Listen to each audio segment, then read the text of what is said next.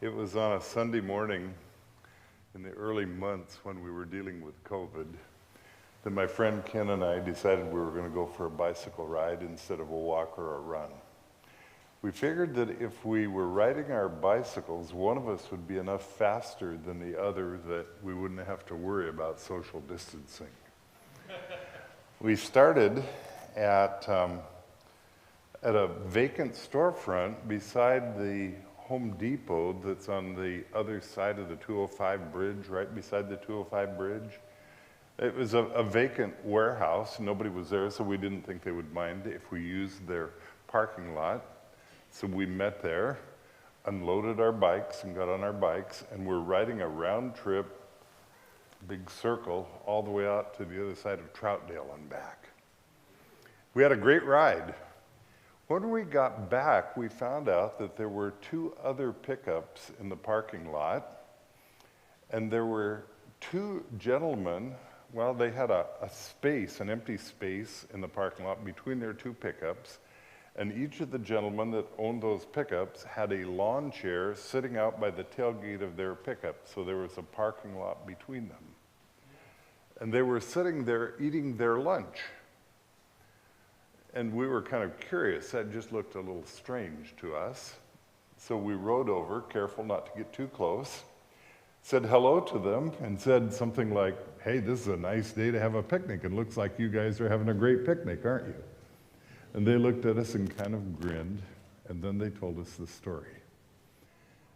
They were my age.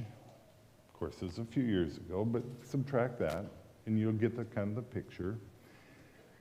Both of them that age, and they told us that they had been friends since they had started elementary school. And they only lived maybe a block or two away from each other, but because we were all doing social distancing, they couldn't get together and talk every day like they were used to. And so they decided they'd figure out a way that they could get together and just catch up every once in a while, and this was the way they did it. Went to a vacant parking lot, parked their pickups a little ways away from each other, and got out and had picnic lunch. Their voices were strong enough to carry across that parking lot, or that parking spot between them, and they were having a great time. They said it made all the difference in the world. Lately, I have been reading a number of things. Jill, you mentioned about Seventh-day Adventists living longer. There are a whole bunch of reasons why we live longer. They don't all have to do with the way we eat. Some of them do. But we've found out that there is more to it than that. One of the strengths that we have is, you've heard of the blue zones, where a lot of Adventists live, and they live longer there. The biggest one is in Loma Linda, and they found out that one of the reasons that people live longer in Loma Linda is they tend to get together every Sabbath and go to church together. And those social relationships are really important. And then you can get into the literature and you can find that there are all kinds of research papers that have been done for years about people's social relationship and how it affects their life, their quality of life, and their health.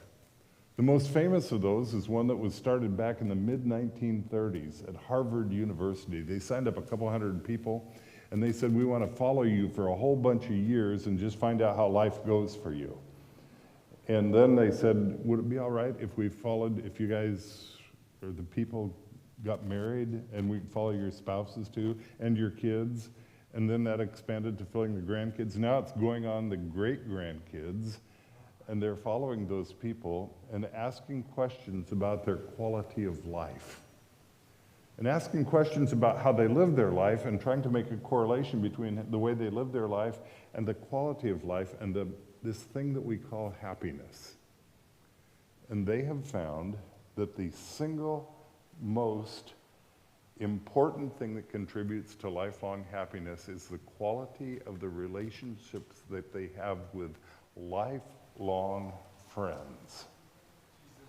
It's an amazing thing to think about. And it's just not at Harvard. I ran across a study that was done in Norway that came up with the same thing, and another one in China, of all places, that found exactly the same thing. The close friends that we have and the contact we maintain with them makes a huge difference.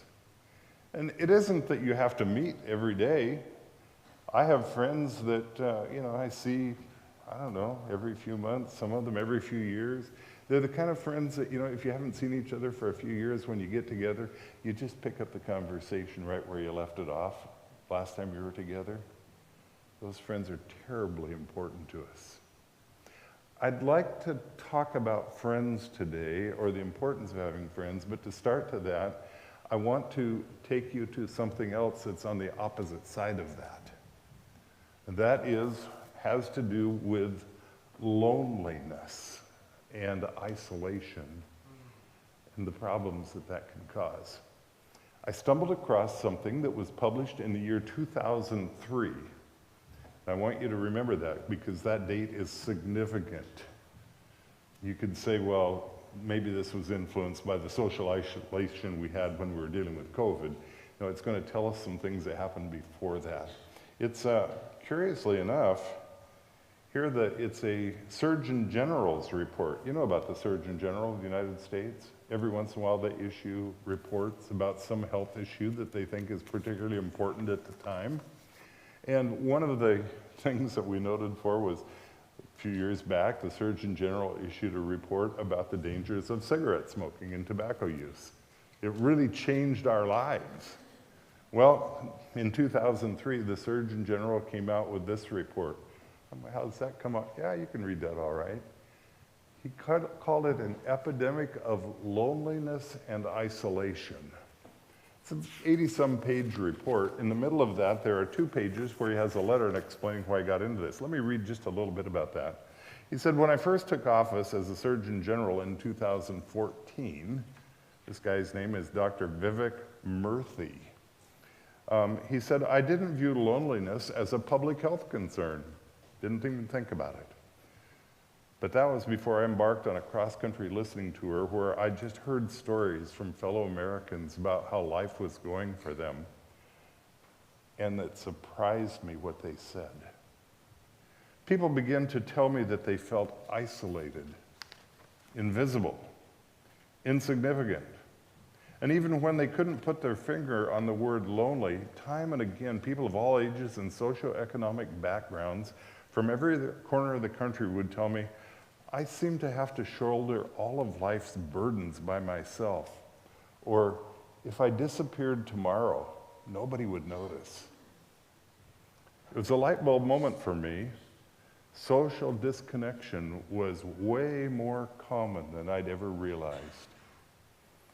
In the scientific literature, he found confirmation of what he was hearing. In recent years, about 1 in 2 adults that are Americans reported experiencing loneliness. I'm not going to ask you to raise your hands. If it's only 1 in 2, I would be surprised. All of us experience loneliness from time to time. And then he said, and that was before COVID and that pandemic cut off so many of us from our friends, for our loved ones, and from our support systems, increasing that loneliness and isolation.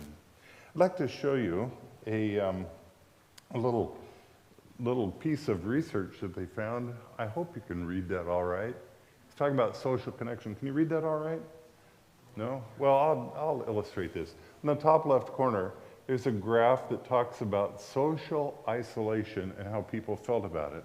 And they said that they measured that from the years of 2003 to 2020, long before we even heard of COVID, right?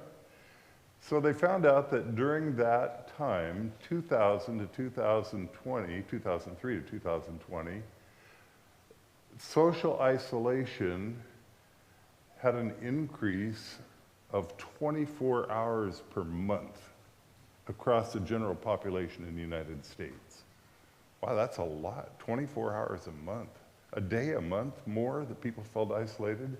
Next in the middle and the top, household family social engagement, this is mom and dad and the grandparents and whoever's in the home, decreased by 5 hours per month. So less people staying home with the family. On the far right side, companionship. That's a kind of a loose definition, but where you felt like you were with somebody, that you're a companion, that decreased by 14 hours a month. Wow, 14 hours a month, half a day. Bottom left, social engagements with friends decreased by 20 hours per month. We spent 20 hours a month less around our friends at the end of 2000 than we did in 2003. When I saw that, I had to question that just a little bit. And then I thought back to my own life, and I said, that's probably true. Some of you can probably say the same, right? Okay, in the middle, non-household family social engagement decreased by 6.5 hours a month, and that's closely related to the bottom on the right. Social engagement with others decreased by 10 hours per month. So I wonder if those good folks in that blue zone of Loma Linda skipped church a little more often during that time. I suspect that's probably true. Between 2003 and 2020, our lives became busier, didn't they? And the casualty of that sad fact is our social engagements became less. I want to read you one more paragraph that's really astounding to me. This is from the Surgeon General, Dr. Murthy's letter in this research paper. He said, loneliness is far more than a bad feeling. It harms both individual and societal health. It's associated with a greater risk. Listen to these things. It's associated with a greater risk of cardiovascular disease, means heart problems, dementia, how you're able to think straight, the less you're around other people, stroke, depression, anxiety, and premature death. And then he made this startling statement to me. The mortality impact of being socially disconnected is similar to that that's caused by smoking 15 cigarettes a day. Doesn't that just shake you in your boots? Wow. It's even greater than that it's greater than that that's associated with obesity and physical inactivity. And the harmful consequences of a society that lacks social connection can be felt in schools, workplaces, civic organizations, anywhere where performance, productivity, and engagement are diminished. He called this an epidemic of loneliness, and he felt so strongly about it when he got to studying the thing that he issued a letter and published it and sent it out to the nation saying, we need to do something about this. You know, we Christians are in a wonderful position to do something about this. Judy read our scripture reading this morning. Did you catch that? If you find any encouragement from your faith, have the same way of thinking that Jesus did, who gave up his rights to claim the throne in heaven and came because he was our friend to be for us. And then it says we ought to do the same thing. We Christians can do something about loneliness, but I bet you that we are not immune from it any more than anybody else is. It's kind of sad. I'd like to review some things of what it takes to be a friend this morning. First of all, 7 proverbs that I'm going to run past really fast. And then we're going to talk about a Bible story that has a story of 2 guys that were really, really good friends. The first proverb, Proverbs 12:26. The righteous choose their friends carefully. There is a caution in this. Don't just go out and make friends with just anybody, but choose your friends carefully, because the way of the wicked leads people astray. Or how about this one? A perverse person stirs up conflict, and gossip separates close friends. Well, have you seen that happen? Yeah, I guess so. We probably all have. How about this one? This is an amazing one. You know, there are oftentimes when we people that go to church are accused of just being so nice that we cover up people's mistakes and stuff. They say sweep it under the carpet, and that's not a good description in those people's minds, but listen to this. Whoever would foster love covers over an offense. Whoever repeats the matter separates close friends. It kind of gives you a hint about what they're doing. It doesn't mean that we ignore problems, but we don't go around broadcasting them and telling everybody about the problems that our best friend had. That wouldn't be productive. Or how about this one? One who has unreliable friends soon comes to ruin, but there is a friend who sticks closer than a brother. Mark that one down in your head, because we're going to come back to that one before we're done. How about this one? One who loves a pure heart and who speaks with grace will have a king for a friend. Wow. Most of us think that people that are going to be friends are pretty much like us, but wow, if you speak right, no telling who you could make for a friend. Or how about this one? Wounds from a friend can be trusted, but an enemy multiplies kisses. One of my sons recently gave me a wound. We were working on something and we were pretty close together, and he said, "Dad, maybe you need to go brush your teeth." Oh, that hurt, and I recoiled a little bit from that. But you know, the more I thought about it, I was glad that he told me. He cared enough to say that to me. It's a wound from a friend, isn't it? I went and brushed my teeth, and I was really careful the next day to do it even better.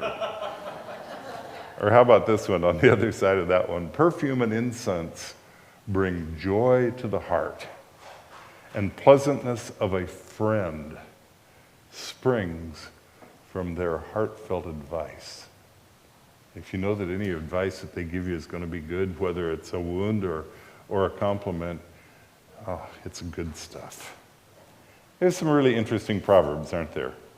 I told you that we're going to go to a story about two guys that were friends. I hope you have your Bibles, your tablets, your phones, whatever has your Bible on it. If you don't, grab one of those out of the pew rack, because I'm just going to put the references up here for much of what we're looking at, and I want you to follow along. And we'll be going in pretty close to the same spot for a little bit.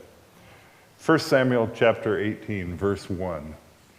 It's the first verse that comes after the story of David and Goliath. And you get the feeling when you read chapter 18, verse 1, they had an after-action report. King Saul had David come in and says, "Okay, now tell me how everything worked out from your point of view." And it said when they did that King Saul's son Jonathan, who there's good evidence to think that he was next in line for the throne, and we'll see it a little bit later, that he was so impressed with David. And by the way, this guy was already a mighty warrior. You get the idea that he was older than David, because they talked about David was just a stripling, a young boy. But there are stories before this that Jonathan had gone out and done some heroic things as a soldier, some amazing things.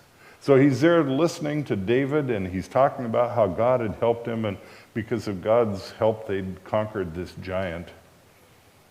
It says that their hearts were knit together. I want to show you the version of that verse that comes out of the Message Bible. I just love the way that it says this. By the time David had finished reporting to Saul, Jonathan was deeply impressed with David. I imagine so. Most of us would have been. But it says, an immediate bond was forged between them. He became totally committed to David, and from that point on, he would be David's number one advocate and friend. It's amazing, isn't it? We're going to see just how far that went here in the next few verses. Again, your Bibles, get them. 1 Samuel 19, verses 1 and 2.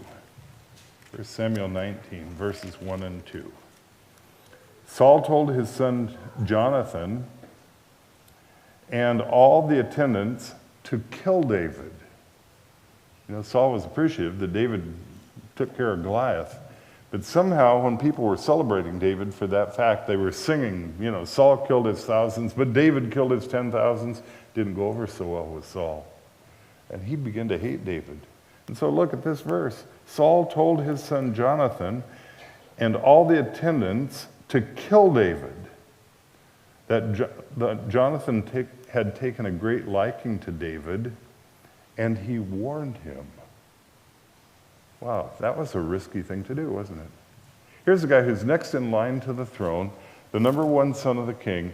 He's making progress. People are being impressed with what he's done. And he swears this oath of allegiance to David, saying, for the rest of your life, I'm going to be there for you, and I'm going to do everything to help you. His father says that we should kill him. And Jonathan warns David, great peril to himself. And then it goes on, verse 4, to say, Jonathan spoke well of David to Saul his father. Wow, that would be even more dangerous, wouldn't it? But Jonathan somehow had a way of speaking wisdom. And he said, hey, don't let yourself do anything wrong here. Back off a little bit. You could be hasty, a little bit wrong. He took his life into his own hands when he went out there and attacked the Philistines. So come on, let's give him a little bit of grace.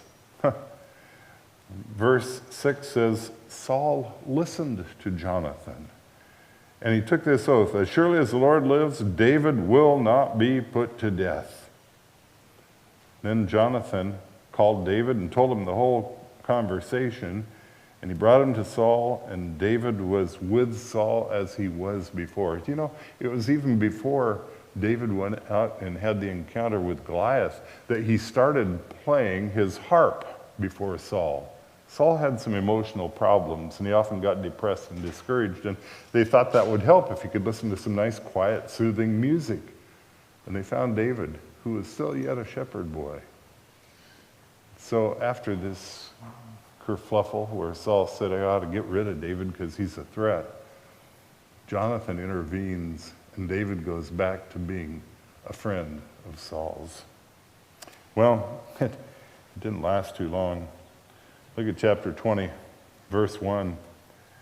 They're back at it. And in fact, many of the times when Saul loses it, he grabs his spear and heaves it at David, trying to kill him himself. David heard from Naboth of Ramah, and he went to Jonathan and asked, what have I done? What is my crime? How have I wronged your father that he is trying to kill me? And Jonathan says, no, never. You're not going to die. Look, my father doesn't do anything significant or insignificant without telling me. And remember, I've got your back. I'm looking after you. Verse 3 says, but David took an oath and said, your father knows very well that I've found favor in your eyes. And he said to himself, Jonathan must not know this, or he would be grieved. Yet as surely as the Lord lives and as you live, there is only one step between me and death when I'm around your father. David recognized this threat. Look at verse 4. But Jonathan said to David, whatever you want me to do, I'll do for you. You ever heard anybody else say something like that? I want to show you something. Somebody else that said something like that. John chapter 3, verse 30. The message of John the Baptist when people ask him about Jesus. Remember what he said? If you're reading a more traditional version of the Bible, it says, John said, he must increase and I must decrease. Again, I'm going to go to the Message Bible because I really love the way it's phrased. This is the assignment moment, John said, for him, for Jesus, to move into the center while I slip off in the sidelines. What do you think it took for John to say that? What do you think that it took for Jonathan to say, hey, David, whatever you want me to do, I'm going to do it for you. That's a real friend, isn't it? He's already stopped thinking about that line of succession as a king in the kingship. And he's going on to say, I'm going to do stuff for David. Look at verse 24 and 25. It tells the story of David was still feeling very, very threatened. And so they make this deal with Jonathan. Jonathan, you go in, take the temperature of the room with your father, and find out where he's going, what his intentions are, if he's still ready to kill me.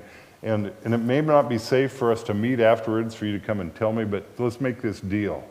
Let's get this kid out in the field. You go out in the field and shoot your arrow. And if your father is good for me, you shoot it one way, and if he's still opposed to me, shoot it another way. And then tell the kid, you go out and find my arrow for me. And you can give him directions. And that will give me, if you say go a little farther, it'll tell me one thing about your father. If he says come a little bit closer, it's over here, it'll tell me one other thing. And so they did that. They went out, and it was not good news.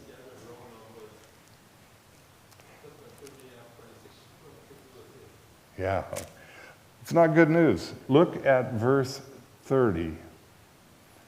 Saul's anger flared up as Jonathan had talked to him about this.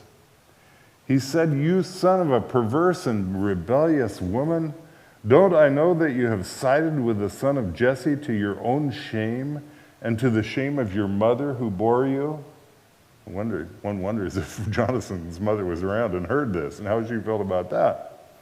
But then, as long as the son of Jesse lives on this earth, neither you nor your kingdom will be established. Now send someone to bring him to me, for he must die. Because if I don't kill him, you'll never make it to the throne of this kingdom. Boy, Saul put it out there pretty boldly, didn't he? Pretty bluntly. Jonathan, we got to get rid of this guy or your kingship will never work. At that point, Jonathan goes out and meets David, tells him the truth.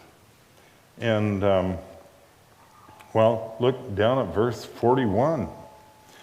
After the boy had gone, David got up from the south side of the stone. He bowed before Jonathan 3 times with his face to the ground. And then they kissed each other and wept together. But David wept the most. And Jonathan said to David, go in peace, for we have sworn friendship with each other.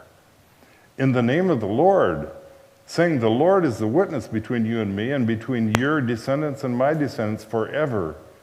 And David left, and Jonathan went back to town. That's an amazing story, isn't it? A friendship that was so deep that Jonathan was willing to risk his life and his future for his friend. Well, you can read a little farther along. You go to 1 Samuel 31 and you read the story of how Saul died in battle, and Jonathan was right with him and died at the same time, the same day. Read a little farther, 2 Samuel chapter 1. Read about David mourning the death of not just Jonathan, but it says of Saul and Jonathan. Wow, David has a huge heart too. A very friendly heart, even toward a guy who was trying to kill him. Read a little farther, 2 Samuel 2, where Saul and Jonathan are gone, and David becomes king over Judah. You remember at this time there were 2 parts of Israel. There was Judah and Israel. David became king of Judah. And it says there was war between the houses of David and Saul, between the generals that had been following Saul. They couldn't quite say, okay, our king is gone and we're going to transfer our allegiance to this young guy. It took them a long time. And then you can go to 2 Samuel chapter 9, chapter 9. And it tells the story of David. By the way, we missed out the part where it says a few years in the between there, David became the king of Israel as well as Judah. The people cried for that. They recognized that God's hand was in there. And then 2 Samuel chapter 9, the years have gone past, and David is sitting in his palace one day just reviewing events. And he's thinking about his friend Jonathan and how they'd vowed this vow to each other to be friends forever. And he's thinking, did I leave anything undone? Is there anything more I can do? And he can't think of anything, so he asked his staff, and they said, well, there is one descendant of Jonathan left. He had a son that turned up lame. Maybe some of you can say this word, but that's only because you've practiced. His name was Mephibosheth. Try saying that 5 times in a row real fast. Mephibosheth, he was lame. And he had really flown under the radar through all of these years, because in those years, kings that triumphed in battle made it a habit to come in and go after the family of the king that they had defeated and kill all their family off so they wouldn't be threats to them. Mephibosheth has flown under the radar to avoid that. David suddenly remembers him. He says, I need to do something for him. I can just imagine the feeling that Mephibosheth had when he got the word, David wants you to show up at the palace. You know, his courage just sunk into the bottom of his stomach. But he went there, and David said, hey, you're the son of my friend Jonathan, and I swore to him I would look after his family too. And you're the only one left, so here's what I'm going to do. I'm going to make you part of my household, and you'll live in my house. You will eat at my table. Everything I have will be to you, just like you were a son to me. What a magnificent gesture David makes to honor that friendship. Well, let's make a little bit of a transition here and go back to that verse from Proverbs. One who has unreliable friends soon comes to ruin. But there is a friend who sticks closer than a brother. Well, that's sure true with David and Jonathan, wasn't it? David had other brothers, but boy, they weren't, you don't read anything at all about him, but Jonathan played a key role that was even more significant than they. And you get the feeling that that same thing was true for Jonathan. He had other siblings, but you don't read anything about them. No, it's David who's closer even than his siblings. Really well illustrated in this story. But somebody shouted out when we read that at first, that can apply to Jesus as well. And that's true. Very true. We should never, ever forget that. Even though our brothers and sisters go a different direction, even though everybody around us goes a different direction, Jesus sticks with us. I'd like for you to go to John chapter 15. This is the last place we're going to go today, I believe. John chapter 15. I want you to read a little section that I know that you've read of before. Jesus talking. It's in the red letter part. John chapter 15, beginning in verse 9. Jesus is saying goodbye to his disciples and kind of giving them some instruction before he leaves. Listen to this, verse 9. As the Father has loved me, so have I loved you. Now remain in my love. If you keep my commands, you will remain in my love, just as I have kept my Father's commands and remain in his love. We've talked about that sometimes rather shallowly, saying if you keep the commandments, all 10 of them, you're going to remain in God's love. And that's not, that is unquestionably true. But we've quoted that verse shallowly. You'll see why in a minute. I've told you this so that my joy may be in you and that your joy may be complete. My command is this, love each other as I have loved you. And then this famous verse, greater love has no one than this, to lay down one's life for his friends. How many times have you heard a story of somebody that was in the military that did something heroic? Maybe they jumped in front of a bullet. Or maybe you've heard the stories of a guy that was there with some of his friends and some of their enemies threw a hand grenade and they saw it was live, and the guy unselfishly, unthinkingly dived over that thing and covered it up with his body so his friends wouldn't be killed. Those are dramatic stories. And they quote this verse to say that's what it means. I want to say that's not the ultimate that it could mean. Keep reading what Jesus said. It's a surprising thing. Verse 14. You are my friends if you do what I command. And I'd like to think that this was not a propositional statement, but it was a descriptive statement. We don't become friends of Jesus just because we do what he commands. We become friends of Jesus because that's what we want to do. I no longer call you servants. This is an amazing thing. The King of the universe is talking to some of his subjects. He said, I'm going to quit calling you servants. I'm going to start calling you my friends, because a servant doesn't know what his master's business is. Instead, I'm calling you friends, for everything I learned from my Father I made known to you. I told you all the secrets of the kingdom. So we're friends now. You're not just mere servants. You didn't choose me as a friend, but I chose you. And I appointed you so that you might go and bear fruit that will last. And whatever you ask in my name in that quest, I'm going to give to you. That's my command to you. Love each other. Be friends. So we live in a world that the Surgeon General feels compelled to write about and issue a statement to the whole country saying we're living in an age of loneliness and isolation. I would say that we are in a wonderful position to do something about that because of everything we've talked about today. It's true, Jesus considers us to be his friends. It's an amazing thought, isn't it? That Jesus would say, hey, friend. I had a guy say that. I was in a Trader Joe's buying some groceries on Thursday. And the checkout counter guy looked at me and he several times said, welcome, friend, I'm glad you're here. And then when he checked out, he said, thank you, friend. I didn't know the guy. I never met him before.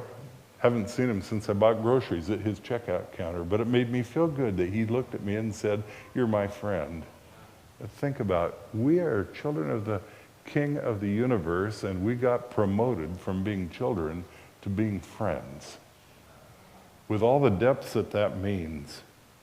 It's true that we live in a world that's racked with loneliness and isolation. People literally dying because of this. You can go to the Surgeon General, the head guy for all the public health stuff in the United States of America that knows all the research, and he will tell you that that's true. In the middle of all that, Jesus calls us his friends, to be good friends.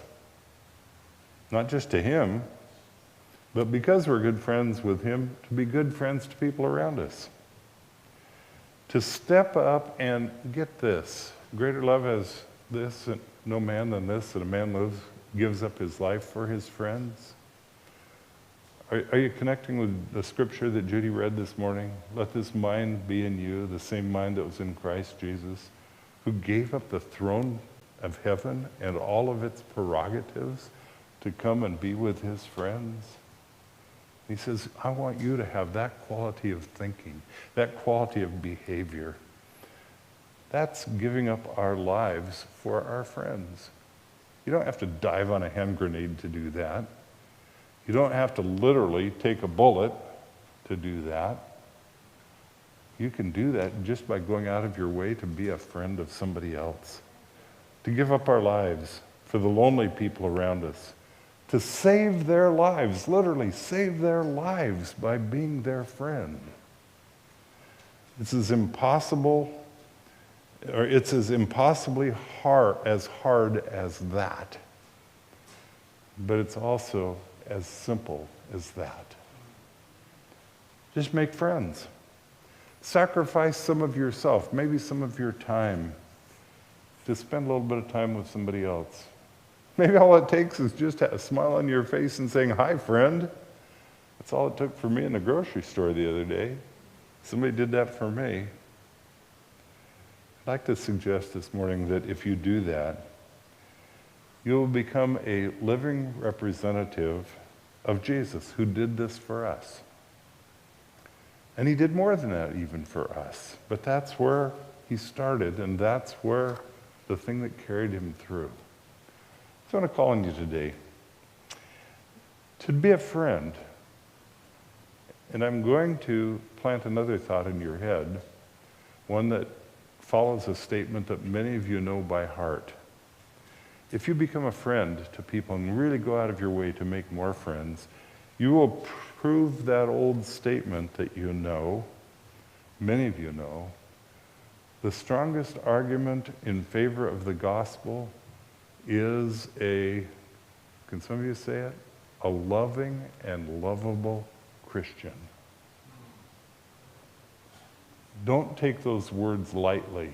Loving and lovable. Some people have made the mistake of saying, well, that's pretty fluffy. No, it's not. We just read about what it takes to love somebody in the story of David and Jonathan. We read about it in the story of Jesus, who loved us so much that he came and died for us. That's the quality of stuff we're talking about. Be that kind of a person. You'll bring hope to other people.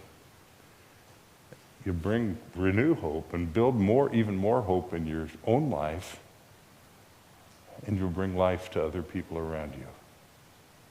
We can do something about the loneliness and the isolation of the people around us. There's not one of us that's big enough to take care of that problem for the whole nation, but we can do it for one or two people, or maybe 4 or 5, just by being a friend. So, be the very best friend. In the tradition of David and Jonathan, but even more than that, be the very best friend in the example of Jesus.